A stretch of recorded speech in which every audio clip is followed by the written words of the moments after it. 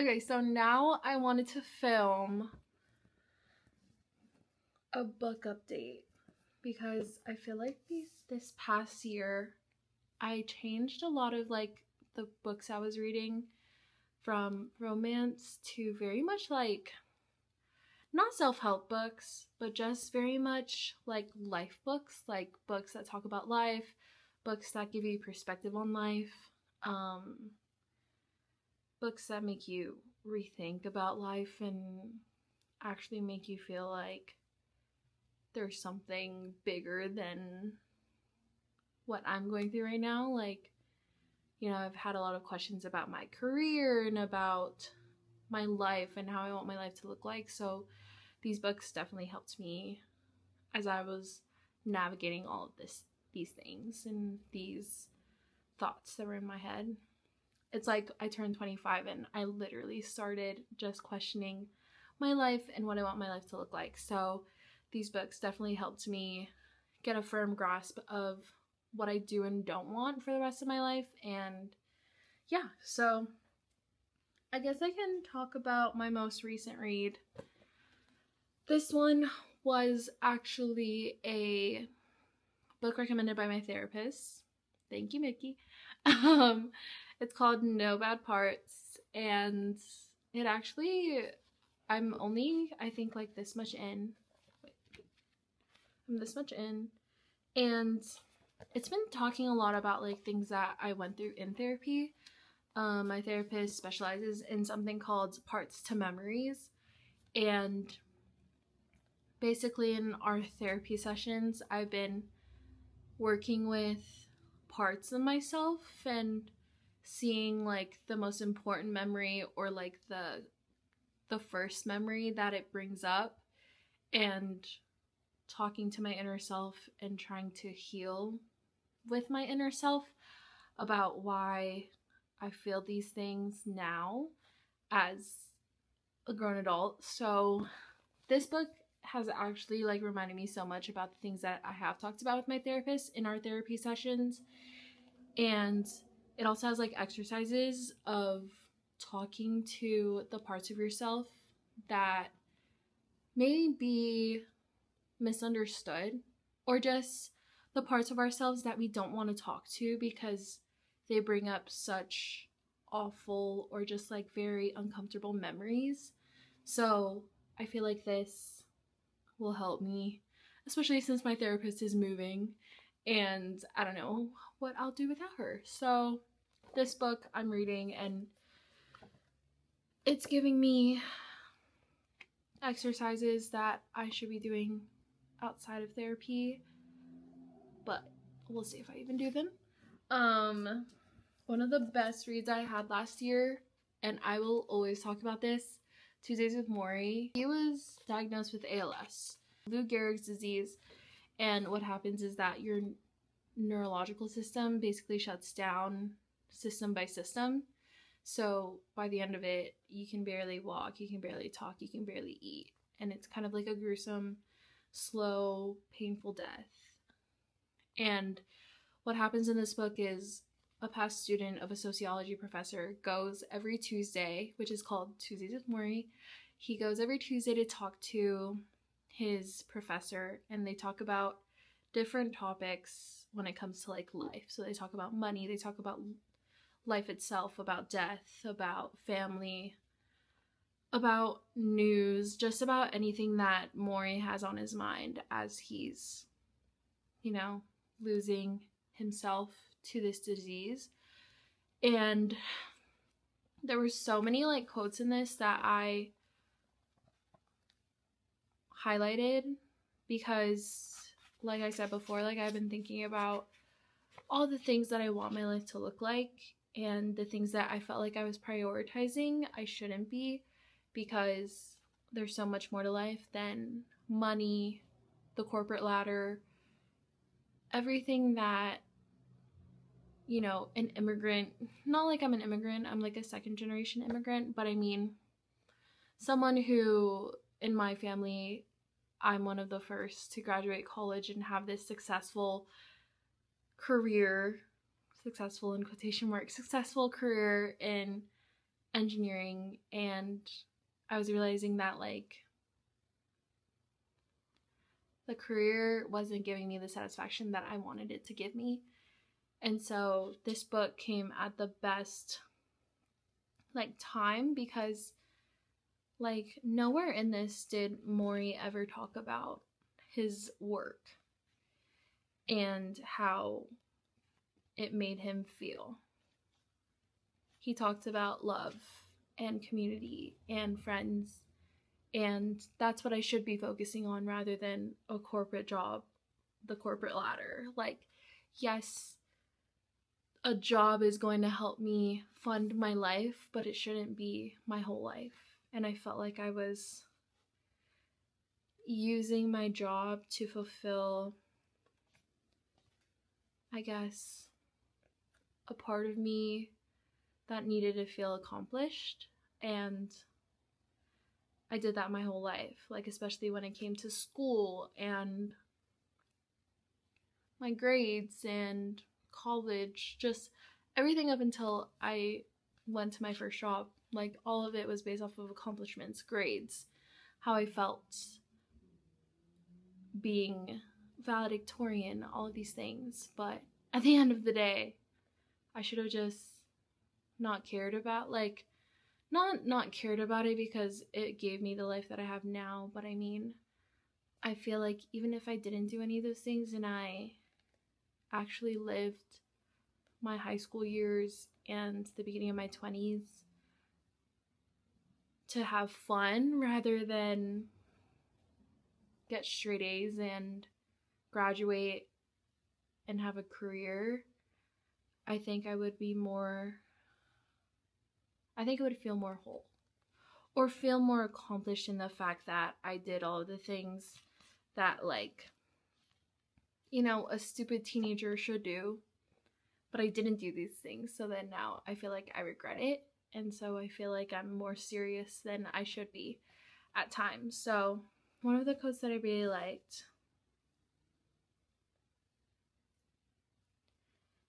is, I feel like I need to reread this like every year.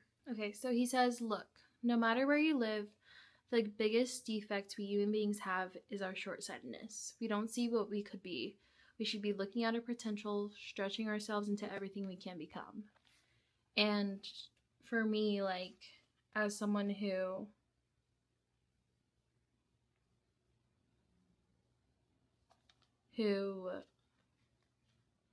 always planned my life, like I literally planned my life since I was in high school, and I fulfilled everything that I wanted to do. I went to college, I graduated, I got an internship in my junior year, I started the job when I graduated college. I did all of those things, but then now I don't know who I am outside of those things and outside of the person I was when I was like in high school. I didn't have hobbies because I was so focused on graduating and finding a job and thinking that that was what my life would be like. And it didn't turn out like that. So now I feel like I'm catching up with myself in terms of what my life, or what I want my life to look like, and what hobbies I want to do, or what things I want to do outside of my job. And so it's turned into me actually questioning, like, who am I outside of my 9 to 5? And yeah. And so I'm still trying to figure that out. But this book is so good. I cried at the end for someone I've never even met. And yeah, see, he says, part of the problem, Mitch, is that everyone is in such a hurry. People haven't found meaning in their lives, so they're running all the time looking for it. And I don't want to be one of those people. I want to know what I want to do with my life. And I know that life isn't something that we can ever plan for because it just happens. But I want to at least know who I am and what I want. And right now I feel like I don't know either of those things. So yeah, Tuesdays with Morrie, literally so good. I really recommend it. It was the first book I read by Mitch Albom, and then after this I read like 2 or 3 other books. And so I'll talk about those books right now. These two, I actually started with Twice because I saw it at Costco and I bought it. And then this one I read last after Tuesdays with Morrie. So Twice, I really loved this book. It's another one of those questions, or like one of those books that questions what you're going to do with your life. So Twice is about a man who is able to redo something once, but not twice. He has 2 shots at everything, but one thing he can't undo is love. So if he were to undo love, then that person that he undid love with doesn't remember him for the rest of their life. So this book was actually really good. I really loved it, and I love the different storylines going through it because it's basically like a composition book that someone wrote to his boss to give to them, and then it's some like another story of a guy running from the police, and he's telling the policeman that is interrogating him his story. So at the end, of course, the stories interlock and there's a plot twist, and it was such a good read. I really love this book, and I love Mitch Albom's writing. The 5 People You Meet in Heaven, this one was way more like confusing to me than it probably should have been. It's about a man who used to be a mechanic at an amusement park, and he eventually passes away. And when he goes to heaven, he meets 5 people. And he always talked about how he regretted the things he wasn't able to do after he lived the life he lived. Like, he was already kind of older, and the 5 people he meets are just different people that were affected by his actions. He didn't necessarily have to meet all of them, but I think it just showed, just like Mitch talked about in the other 2 books, like how much someone's actions can affect someone else's life and someone else's like course of their life, even though you don't necessarily mean to do that. It's just a good book when it comes to like thinking about the people around you and being in tune with the fact that like everyone else has a life outside of yours. I feel like a lot of people nowadays definitely, I'm not saying it's wrong to see yourself as the main character, but I mean with that comes like the fact that some people just don't care to think about others and how they feel. And yeah, I think the world would be such a better place if we actually thought about other people before ourselves. But then it turns into, you know, the people who do think about other people before themselves turn into people pleasers and blah blah blah. That's something I need to talk to my therapist about. But these 3 books by Mitch Albom, so good. This is my number 1 recommendation. Tuesdays with Morrie, such a good book about life, death, what life is really about. Twice, such a good read when it comes to like actually reading about someone who is able to redo things twice, because I know like a lot of people always want that superpower, right? They want to be able to redo things, they want to be able to like do things the right way. But for someone who actually is able to do that, this is such a good story because it shows like what can happen if you make the wrong choice. And I just like love the storyline behind this. And then this is my 3rd rating, or like my 3rd favorite. This one was just a little bit more confusing, still a good read, but I didn't think it was as good as these 2. So yeah, that was my Mitch album rating. And then the rest, I'll talk about Emily Henry because everyone loves an Emily Henry book. This one was kind of like okay though. A Great Big Beautiful Life.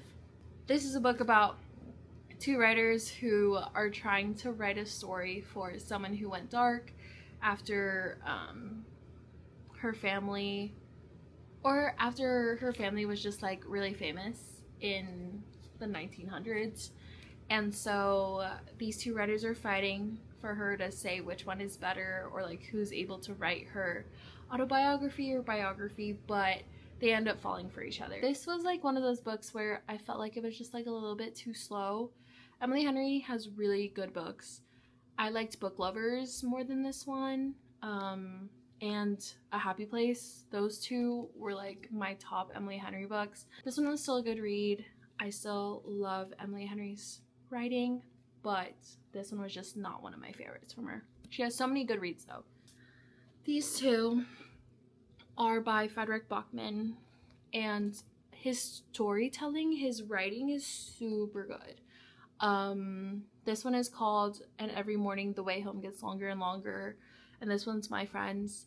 I am a serial Steph Bohr like fan. I love her. Her recommendations have always been like top notch, and so that's why I read these two books. I always wanted to get into Fredrik Backman. I bought The Man Called Ove, so I have that and I want to read it, but these two I read first. And Every Morning the Way Home Gets Longer and Longer. This one I saw in one of her book reviews, and I really liked the fact that Fredrik Backman explored what it's like to have Alzheimer's. It's really short, so it's a really quick read, but it just talks about the storylines of the grandpa and the grandson while the grandpa has Alzheimer's and is eventually losing all of his memories and what he's actually thinking about in his head. So this one was a really good read, even though it was so short. And then this one took me excruciatingly long to read. It's called My Friends, but it was such a good read.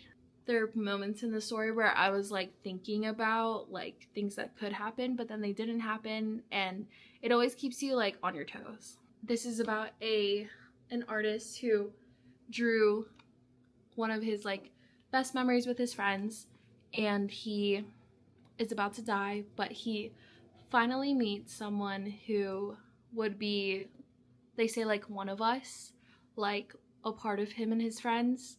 And so he leaves her the one drawing that she has loved ever since she's known. Like, so that drawing that he drew of his friends, he gives it to her to change her life, because she's homeless and she probably had kind of the same childhood as they did, but now he wants to change someone else's life, and that's kind of like how it starts.